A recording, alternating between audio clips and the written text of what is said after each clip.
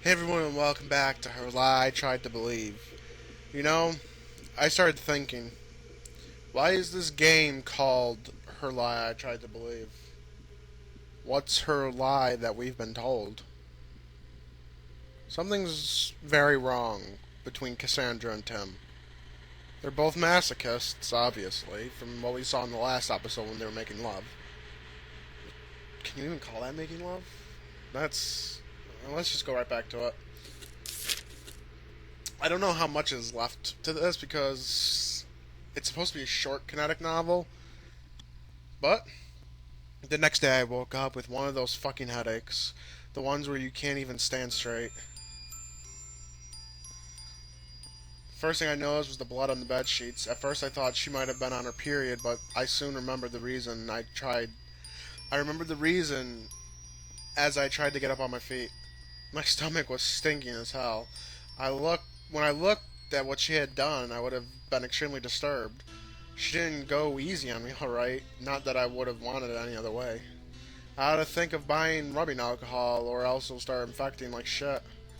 The next thing I noticed was my face in the mirror. That guy didn't go easy on me either. My right eye was swollen, and I had a nasty bruise on the cheek as well. So she too looked rather pathetic herself. Her ass and lower back were quite irritated, probably kept because of me keeping on pushing her to the ground the night prior. And I must have been a bit too rough during sex last night, since she had a faint blue mark on her forearms. And we're not even talking about the headache she must have too. So, what did we do the first thing in the morning? We started drinking. What else? We already looked fucking disastrous, so we needed to stay at least play the part as well.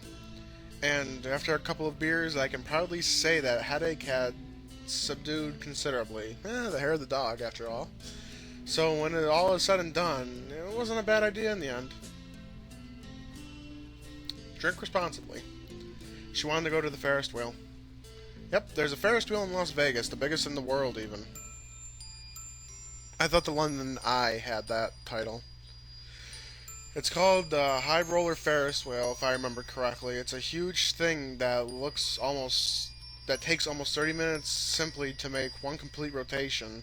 And even though I tried to explain to her it would be best to ride, even though I tried to explain to her it would be best to ride that kind of attraction during the night, she wouldn't listen to any of it, as if the damn thing would run off on its own or something. Well, in the end, I had no other choice but to comply with her nagging demand. Sometimes she can be very persuasive, I should say, not that I actually want to explain why. So her first statement upon seeing the thing up close was, "Whoa, it's so huge. It might be a bit scary now that we actually here." You're not going to pussy out on me here, are you? You're going the one who dragged me all the way here, so now there's no way I'm going back without seeing what's on top of it. You hear? It's probably just some clouds and stuff. Let's go, alright? Oh, no. You won't run away that easily. I put my arm around her hip and bring her really close to me. She becomes pretty much my prisoner the moment I get a hold of her. What are you doing? Let go. Let go. I don't want to go. Oh, you sure you want me to let go? She blushes the moment she hears my words, and finally says faintly, as though she surrendered, "No, please, keep holding on to me like this." This is messed up. In the end, she did ride it, but she sat on me the whole time. Since it's the biggest Ferris wheel in the world, the passenger cars are quite spacious indeed. The advantage of being that we can stand inside, walk from end to end, but the downside is that we're forced to ride it with strangers, and that in and of itself is a deal breaker for me.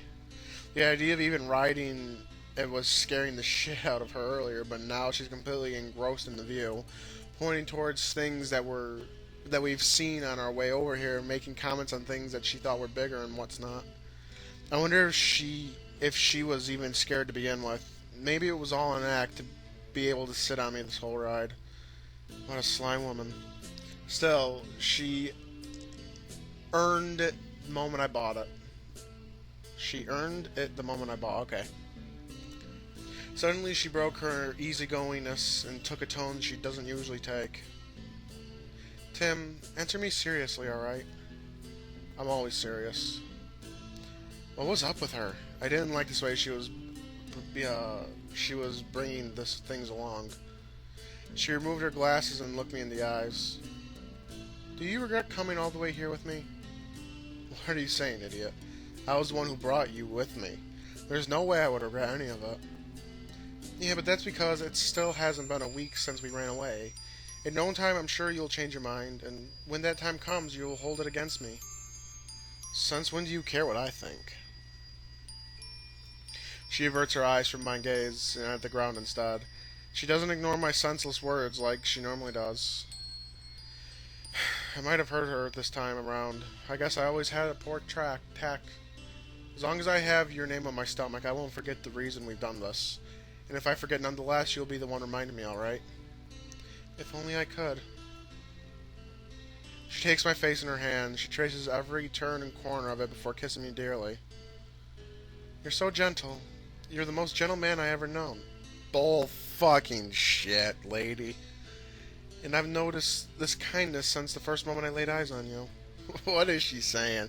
She must be blind, or else I'm the only man she ever looked at. No, I'm a vile, disgusting man. Anyone will sooner or later hate me, even her.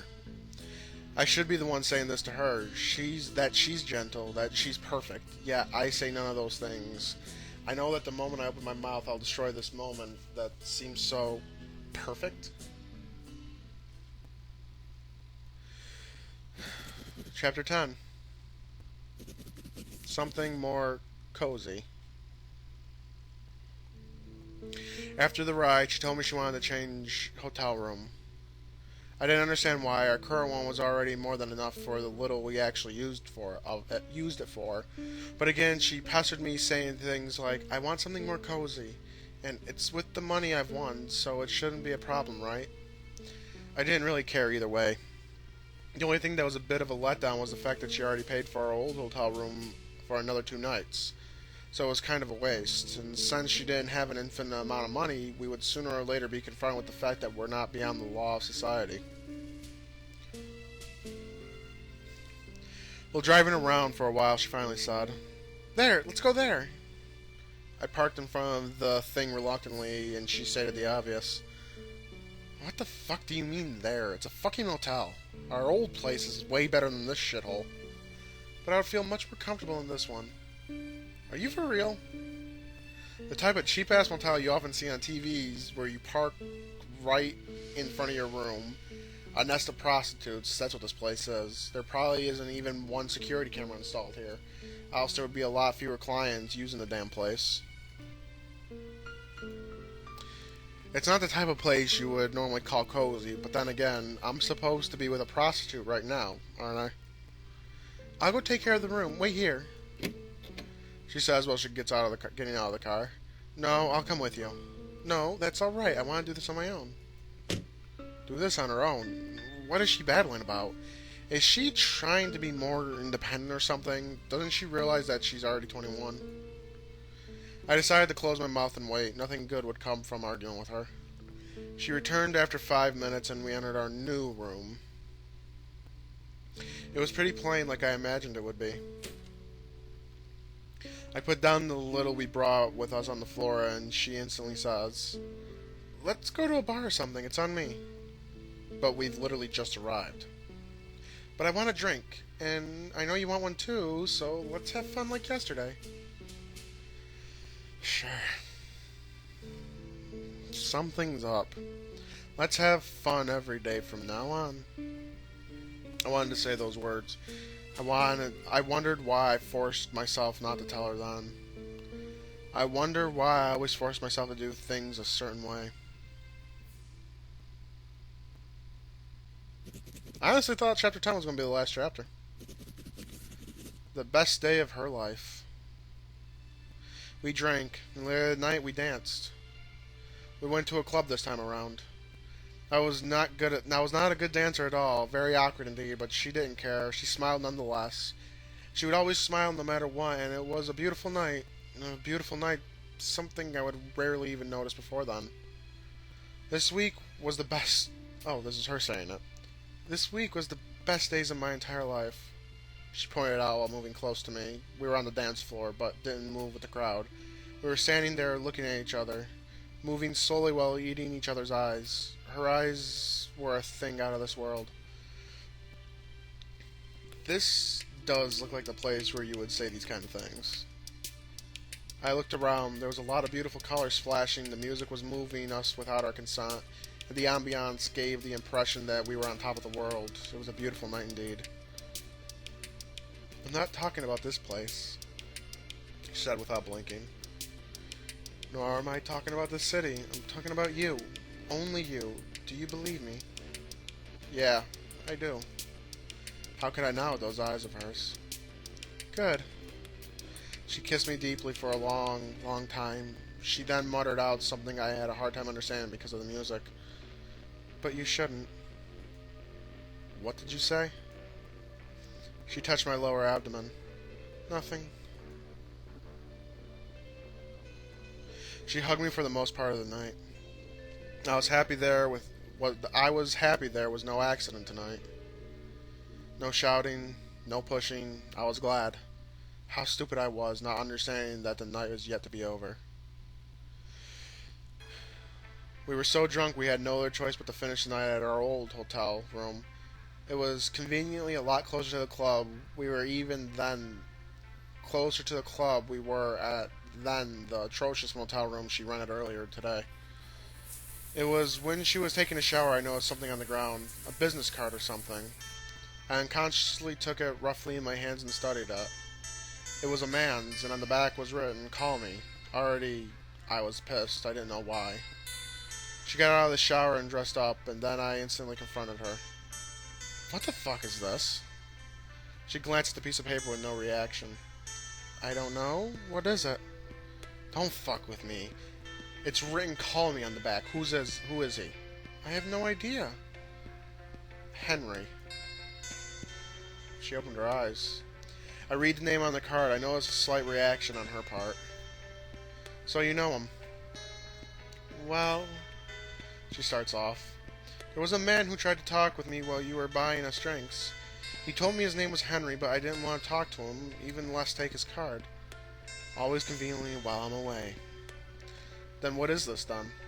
I throw the card at her. I don't know. I must have put it inside my coat pocket or something. You know I wouldn't do that, babe. I start walking toward the exit. Tim, where are you going, Tim? None of your business. No, wait, Tim, you're not thinking of finding that guy, are you? What if I am? She instantly tries to get between me and the door, seeing that she can't pass in front of me. She quickly decides to hug me tightly from behind instead. Get away from me. No, don't leave me like this. This was supposed to be a night for the both of us. Don't you understand? They're all making fun of you. I can't let... I don't care. Let's drink. Let's have sex. Let's do some fun together. Let's have some fun together. That's the only thing that matters to me. Don't you understand what tonight is very important to me? Is she trying to control me? She is, isn't she? Trying to make me feel as though I'm so important to her. Then all of a sudden, a thought crossed my mind. There was no logic behind it. The booze must have been at it. Yet I was so compelled to think it true. Is that why? I asked her as though she knew what I was referring to. Why what? Is that why you rented that other room at the motel to meet with the other men? That's why you pushed me to drink past my limit all tonight, eh? No, wait. There's no way I would do such a thing. You keep telling me this, but is that even true? You're a prostitute after all, aren't you? I don't even know you. I don't know her. I thought I did, but there's no way such a girl would ever love a loser such as myself. The moment those words leave my mouth, I see it in her eyes. I see I hurt her more than I ever did. Still, her hold on me never weakened even then. It irritates me. Okay, I got a problem. This has been being told in the past tense for a while. It makes me think Tim's reminiscing on something, which gives me an uneasy feeling. Or it's just bad writing. It irritates me so much to such an extent. I said get off me. She refuses still, so I shake her off aggressively. The result, she hits her head hard on the right wall next to us and falls to the ground pitiably. I froze stiff. I didn't mean to hurt her. I instantly look back at her to make sure she's okay. Are you all... I need to help her. Those were my thoughts until... I'm fine, thanks. She flashes me a bright smile even though she looks quite in pain. I have no right to help her. I try again to direct myself to the door, but she gets a hold of my leg in return. Please, don't go. I try to walk nonetheless, but she puts her everything to it. She puts her everything into it. The thought of shaking her off almost becomes reality, but then I remembered what I just did. So instead, I just dropped down to the floor and sat right next to her, defeated. She lies her head down on me as if nothing ever happened, yet I still felt anger. What a kid I am. Later on, I drank the bottle of champagne all by myself and passed out in the front of the door, thinking blocking her way if she had the thought to try to leave. Jealousy. Chapter 12. Something to realize sooner. The next day I felt disgusted with myself, not because I was hungover or anything of the sort, no. The moment my eyes opened, I knew. I knew I did something wrong. I didn't remember all that much, probably the effect of the alcohol, but I knew nonetheless. Why was I always acting so childishly?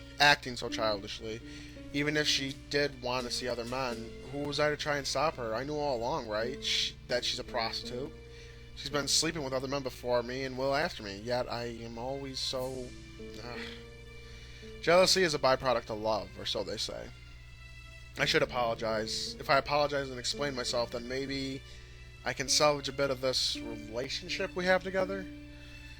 It was only then I laid my eyes upon her and understood. I understood that I went too far. She was doing something for breakfast. She wasn't the type to cook, so what she was doing was pretty straightforward. But when she turned around to ask me if I wanted eggs with my toast, then that's when I noticed. Was I the one who did this to you? She unconsciously touched her forehead to my words. Forehead by my words. And then looked down on her feet right after. No, baby, that wasn't you. I remember having pushed her yesterday, but was it really that strongly? On her forehead there was a nasty black mark. Can't see it. On the side of her lips there was a bruise too.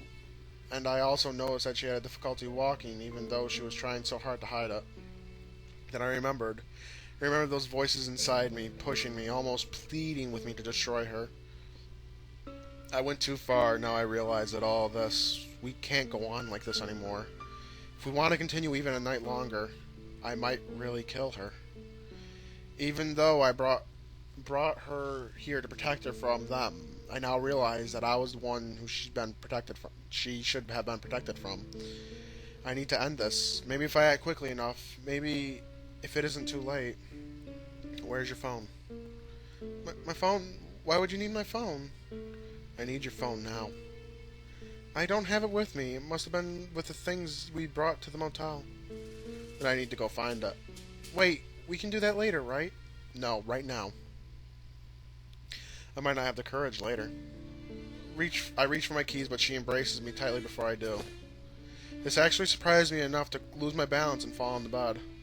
She falls on top of me, and she proceeds to kiss every inch of my face without end, every time saying, I love you, I love you, I love you. I need to go. Yet she didn't budge. I love you, I love you, I love you. I decided the situation would lead us nowhere. I can't show my affection, now not of all times. Not wanting to hurt her any further than I already did, I get up to my feet while lifting her and keeping her close in my arms. It's like piggyback, but in reverse. She has her face on my chest, and I can feel my shirt getting wet from her tears. I have her ass in my hands to support her, and I actually kind of happy with the situation since I very much like her ass. Okay. I walk her all the way to the car in this position, not minding the breakfast she did for both of us. She didn't want to let go of me, but everything has an end, doesn't it? ride to the motel was a silent one. She was looking in the sky completely devoid of expression. What is happening to her? Is something she doesn't want me to see at the motel? Not that I mind, really. She has every right. I can no longer try to control her. I can no longer. We got out of the car. Surprisingly, she led the way. She unlocked the door and opened it for me. As soon as we entered, I directed myself to our bags. I took both our phones and walked back to her. Sorry, I need to do something alone. Wait for me here, will you? She didn't answer. She looked at me with those eyes that I almost forgot about. Her darkness met mine.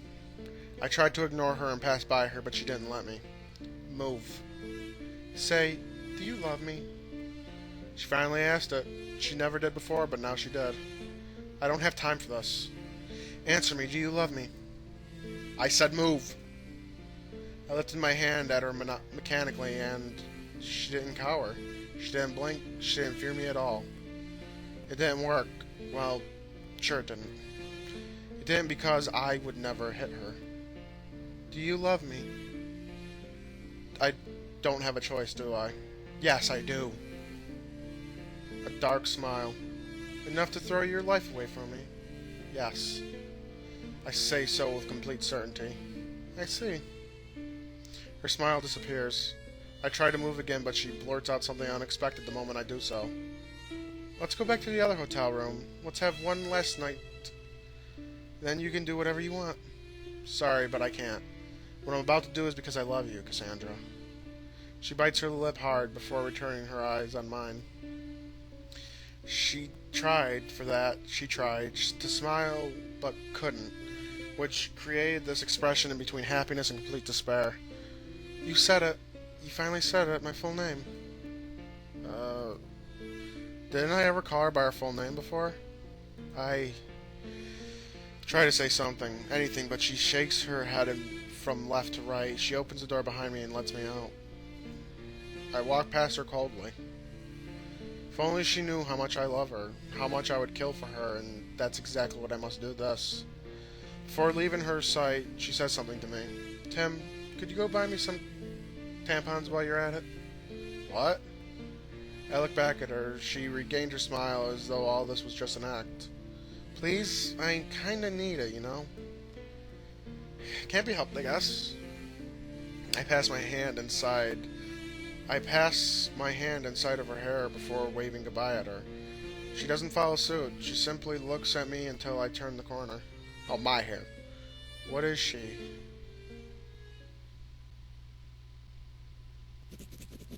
Chapter 13. A puzzling call.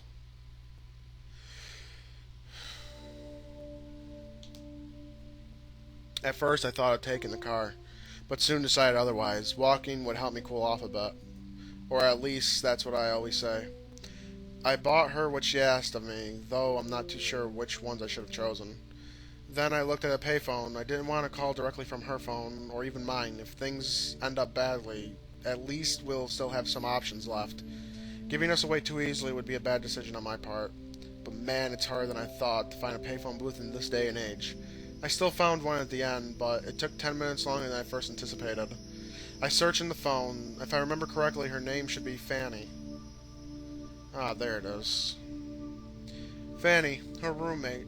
She should know the number of her boss, or maybe, if we were even luckier, she wouldn't have told him yet. I know there's no possible way that we can return home soon enough for her next shift tomorrow, but if I can explain things, then maybe. I just need to say to her boss that I'll shoulder her debts. And even though we tried to escape, the only thing this man really wants is money. I just need to know how much. Hello? Oh, that's Fanny. Hello? I have a feeling we're going to have something weird come on here. After 3 rings, she answered. Hi, is this Fanny, Cassandra's roommate? Yes, it's me. Who's speaking? I'm John, one of her clients. Her client? Didn't know she was selling things. No, well, you know, would you mind giving me her number of her boss? There's something really important I need to talk to him about. Her boss? Who's that? Sorry, she's not here right now. She told me she was going on a trip to Vegas and alone on top of that. She could at least have invited me. Anyway, You would have better chance of calling her on her phone. Bye. Wait a minute. She told you she was going on a trip alone? When? When, I don't know, she sent me a mail Friday night. Friday night saying that she was going somewhere.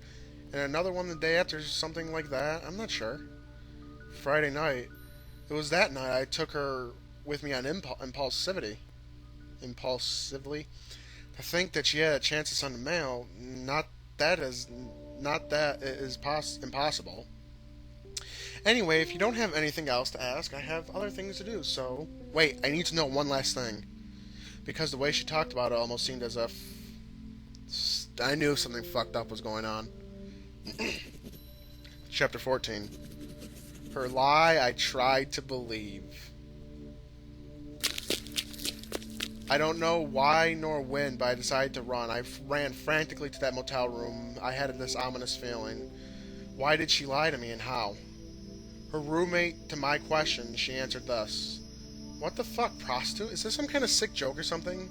Sorry, I don't know who you are, but Cass isn't that type of woman, okay? And you won't make me think otherwise. Now, if you'll excuse me. Cassandra isn't a prostitute? But that can't be. I've seen her work. She never denied it. Why would she try to make me believe so? I need to speak with her. But how can I even confront her? And why did she lie to me? I feel anger well up inside of me. I know. I'll ignore her until she can't take it anymore, and when she does, I'll force her to tell me everything. The best way to make her suffer without hurting her. She's so dependent on me that I won't be able to bear it for long. Soon enough, she will tell me everything, and then she'll ask me to forgive her. With this way, she'll always... Time out. She knew she was going to Vegas before she actually went to Vegas. That's weird. And then she'll ask me to forgive her with the way she's always asks everything. Those eyes, that smile, her lips, her everything. I'll accept, of course, but she will feel indebted to me. That's when I'll ask her. That's when I'll ask her too. When did I try to separate us? I don't understand anything anymore. Why did she lie to me? Why am I this way? Why am I scared? At last I'm in front of that door, and I'm about to open when I notice something strange. A plastic bag enveloping the door handle. Oh, she's dead. I almost rip it off, but stop midway. Maybe there's a reason why it's here. Also, I have no time dealing with something so annoying. I open the door and the bag's still on the handle. I look down. I need to ignore her. I walk extremely slowly until I'm in the middle of the room. For some reason, I start trembling. That's when something on the table takes up my attention. I reflexively fixate on it. What? It seems it started raining. There must have been holes in this shitty ceiling since it started leaking on the table of all places. I'm sorry. I almost hear her, but I don't want to hear her. This is fake. I lied to you. An annoying noise of something slowly opening and closing. She hung herself. A badly oiled door over and over again. But I did love you. I see her move from the corner of my eye, but I don't want to see it. I must ignore her. I love that boy who in the 3rd grade had difficulty running as fast as the other. I love the courageous little boy who in front of the whole class declared he would one day run faster than every one of them. I wanted to encourage that boy, but it seems that means I used to encourage him rubbed him the wrong way. Soon he became cold to my words, and even so my stares. I realized that only way to accept that boy was to look at him in the same fashion he did to me. So soon enough I learned to hate him as much as he hated me, even though I loved him. So I gave my everything. I wanted to answer that boy's feelings with my own. Soon he became my whole world. I existed solely to be him. I existed solely to take things away from him. And for a time it lasted, but I was noticing it. I was noticing the fact that he was creeping closer and closer to me. Obviously, taking things away from me sooner from someone means you also accept things to be taken away from you.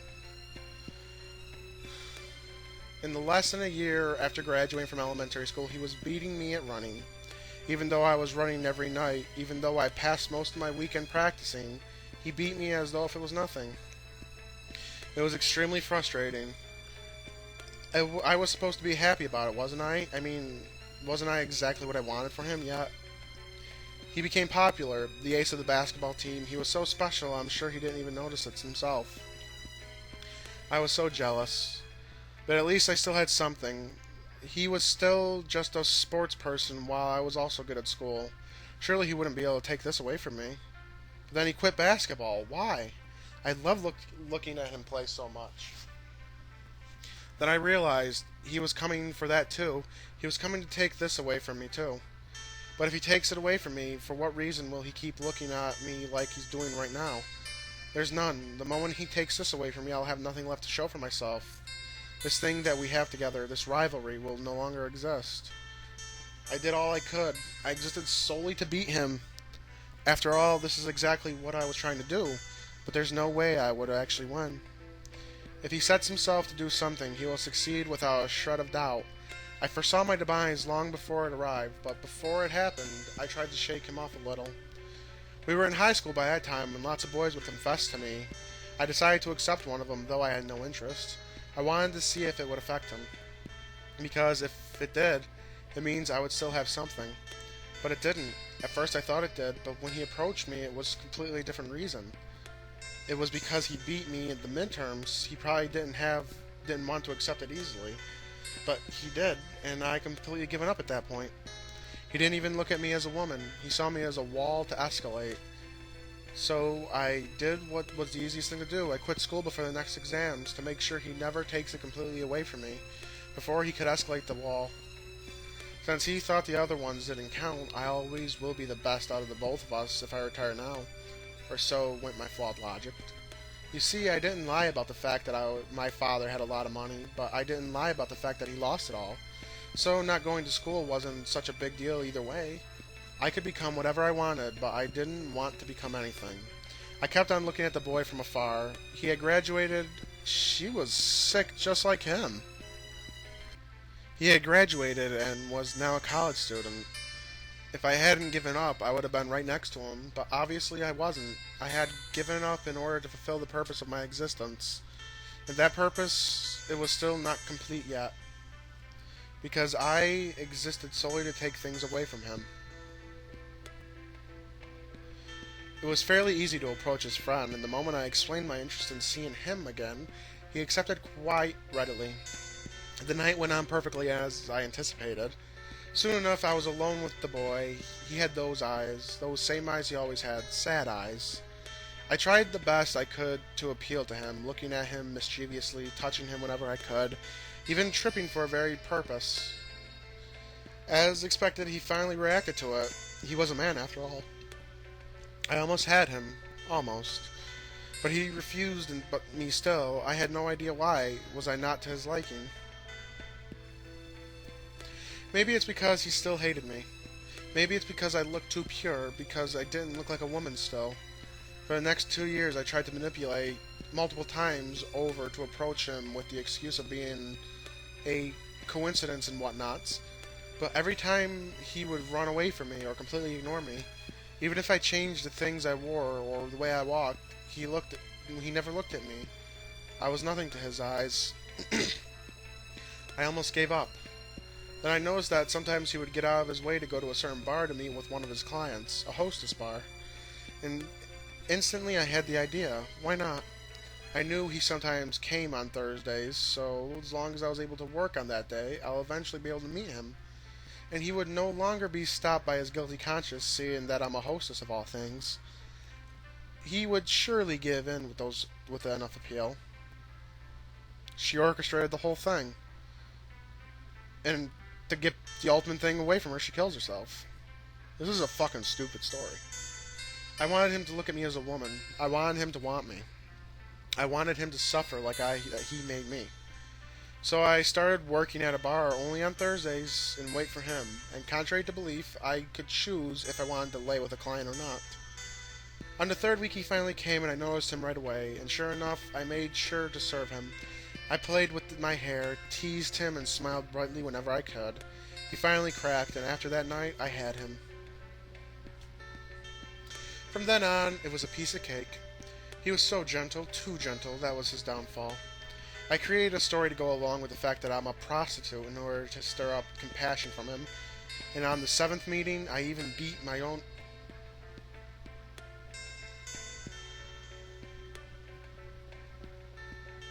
She's fucking nuts!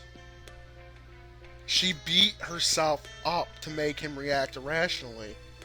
That's right, since the very beginning it was all my fault. I manipulated him, played with him, and planned this whole ordeal. I'm so disgusting. Then he brought me to Las Vegas. Every time he would disappear for 1 minute or two, I would start up conversations with complete strangers. All of this was to make him jealous, and it worked more so often than not. Then I even dropped a business card on the floor, a fake business card, and he was so pissed he shouted at me and drank himself to sleep. And while he was asleep, I hit my head on the walls just to make...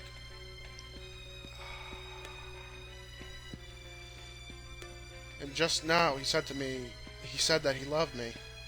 I made him love me. A gentle boy I thought exists solely to take things away from him. How horrible am I? Let him wish he had never crossed paths with this world. I took away his job, took away his girlfriend, almost took away his life. Now let me take away his love. She was fucking nuts. I crushed the paper in my hand, frustration. Like I've never felt before. The rain has now become frantic. I can no longer control it. I look at her. She's moving ever so slightly. She pulled a Sayori. But this movement is out of her control because it's the fault of this damn cord. This damn cord in which she tied around her neck. That's a rope, buddy. There are so many things I need to tell her. So many. But only one comes out of my mouth. You stupid liar.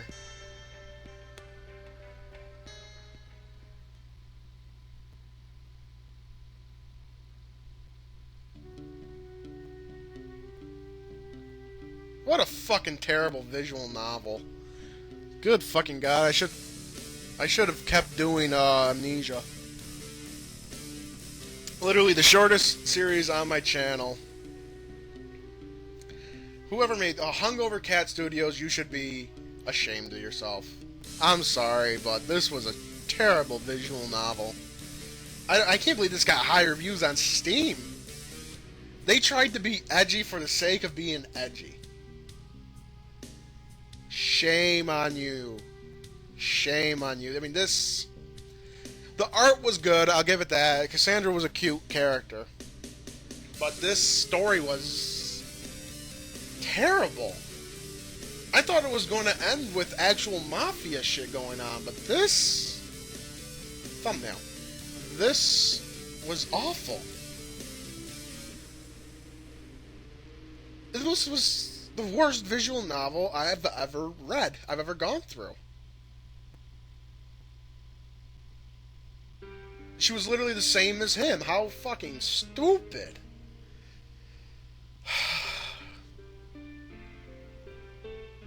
I regret playing this. I regret it so much. I wasted 4 episodes of what could have been a new series. So fucking terrible. The next visual novel on the channel, I'm going to have actually you, my viewers, vote for. I will be doing a poll on Twitter probably soon. And by soon, I mean before this even goes up. This is why I say follow me on Twitter, so you can see these things. But I'll be doing a poll before this even goes up. Literally a week before this goes up, I'll have the poll go up. And I will have you vote on 5 visual novels. I won't tell you their names, because I want it to be a surprise still. But I will tell you their genres. Each one, they're all mostly different. You got comedy fantasies, fantasy romance, dark romance, a comedy fantasy. Oh wait, I already said that. Either way.